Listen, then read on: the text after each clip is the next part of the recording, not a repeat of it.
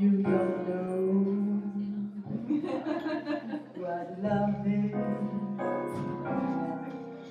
until you learn the meaning of the blues. Mais sans que rien ne se soit dit et rien de vécu, mais comme là, disons que leur relation était un peu ambiguë, ils s'étaient donné rendez-vous 2 ans après, même jour, même lieu, même heure, donc c'est-à-dire à Cadaqués, mais avec interdiction de se voir entre-temps. Et donc au bout du compte commence le jour du rendez-vous.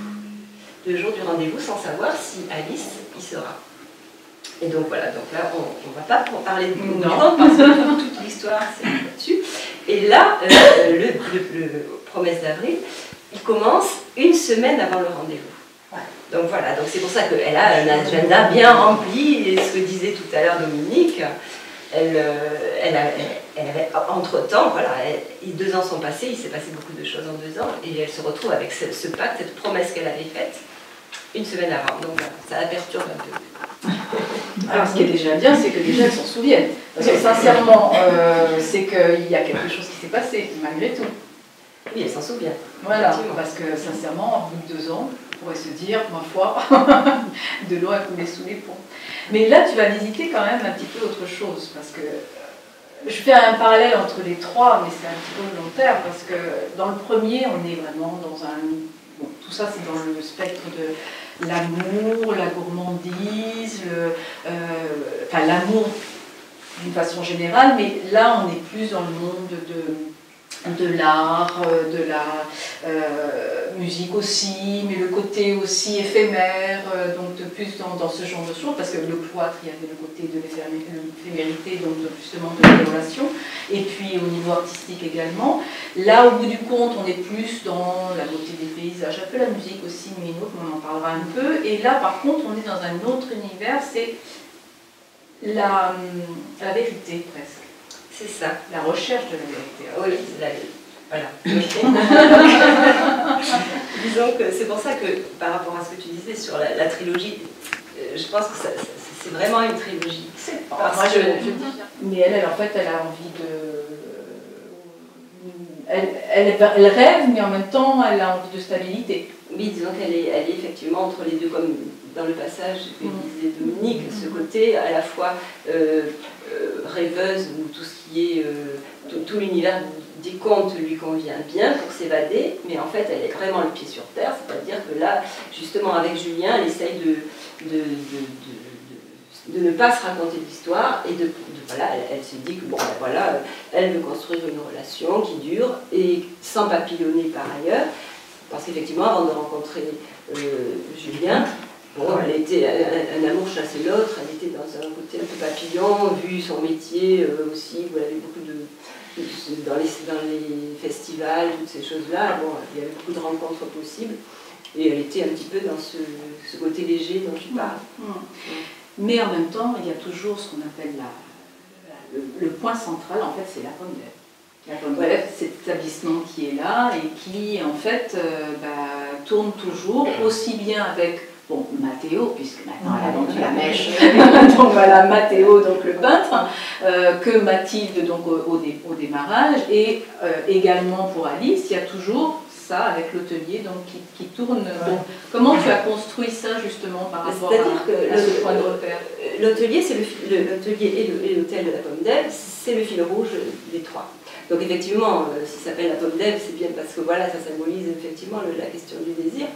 Mais ce qu'il y a, c'est que chaque personnage vient y chercher quelque chose de différent. Et en a une image différente.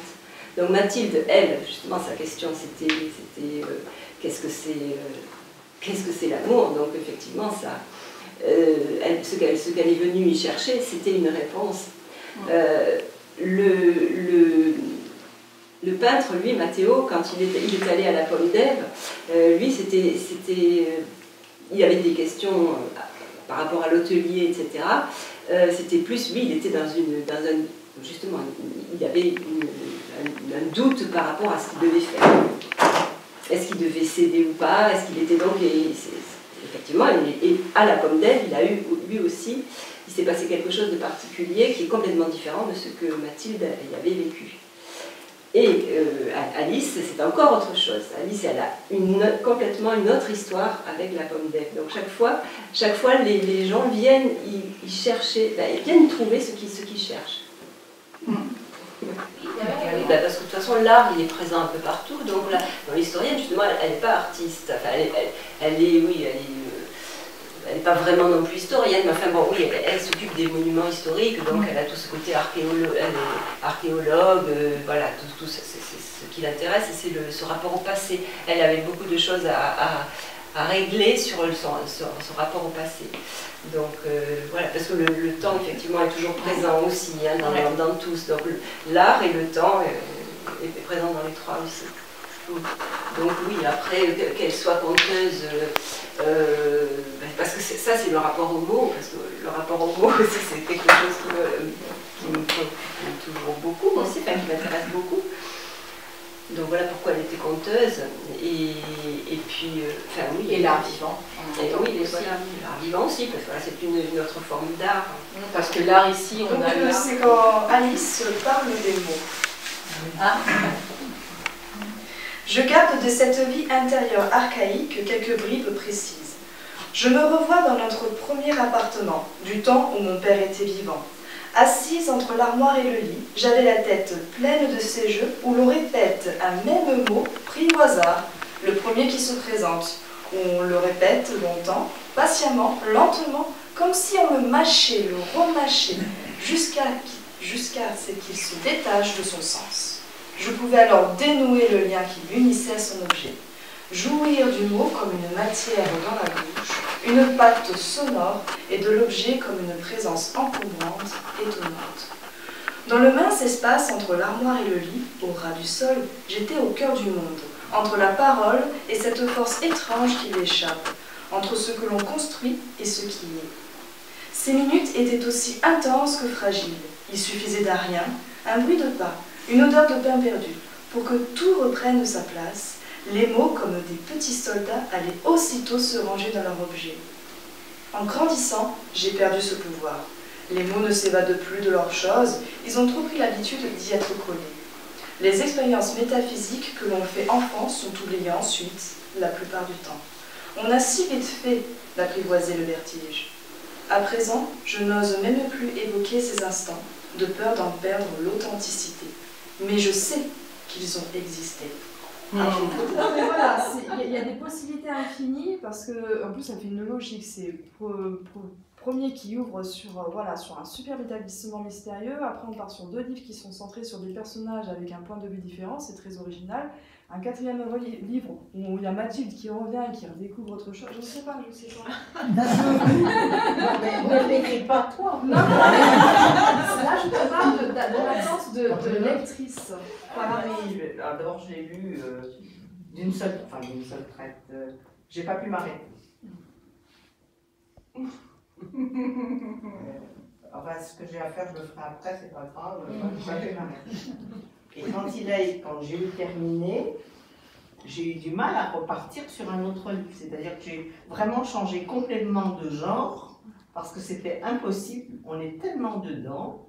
On est tellement avec les personnages, on est tellement avec le lieu, et j'aime pas les romans en règle générale. Voilà. Depuis que tu nous connais, t'en lis quelques-uns quand même. Il y en a que j'ai moins aimé que d'autres, voilà. Et je suis pas du tout roman. Et j'avais d'autres romans à lire, je n'ai pas pu repartir sur un roman. Là, j'ai laissé passer 15 jours avant de repartir sur un roman. Parce que je suis dedans. Voilà, mais ça c'est super. Merci.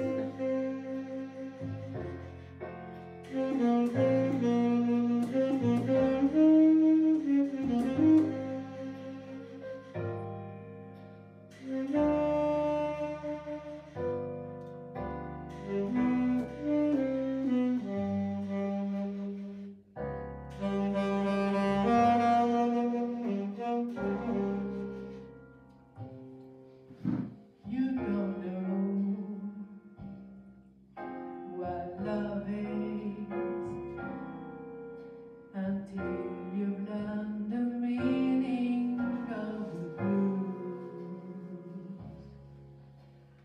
Till you love the love you had to lose. You don't know